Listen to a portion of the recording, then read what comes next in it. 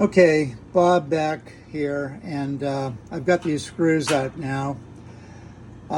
You do have to put this all back together in the same place so that the wiring harness will end up going into the motor at the same place, okay?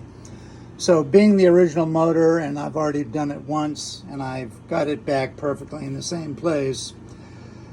So I just wanted to show you that I've numbered a number 1 here and a number 1 there, just to index this unit. And I put a 2 and a 2. Of course, I don't need any more than a 1, but I've got 2 of them. And I also have an arrow here pointing right to the wire harness. So I want to make sure that when I put this back in, 1 is here, 2 is there, matching, 2, 2, 1, 1, and straight, this arrow pointing right at, directly at the, where the wiring harness goes, okay?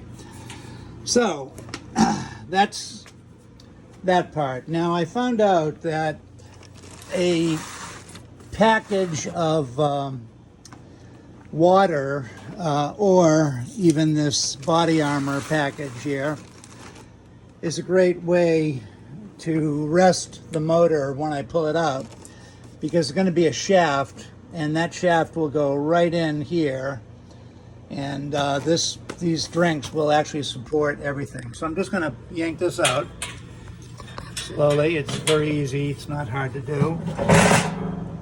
And I'm going to put it right in the middle of this. And of course something's hitting. There it goes. Okay. So it's a perfect thing for the shaft to pop through the plastic and rest on the bottles. And I don't see any liquid coming out, so I guess I did okay. Now you can see the blower blades. This whole unit has been released. Gravity made it drop down. And for the moment, we're just going to push this out of the way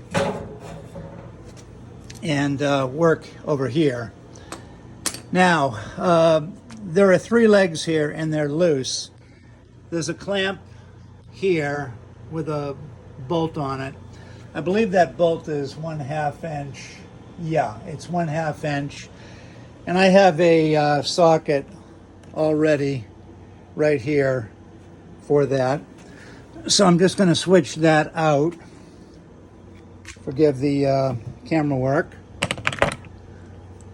It's going to be a little crazy here for a second. And now we've got the 1/2 inch socket and all ready to go.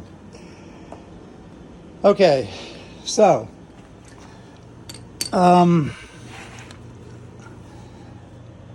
really this is kind of brainless.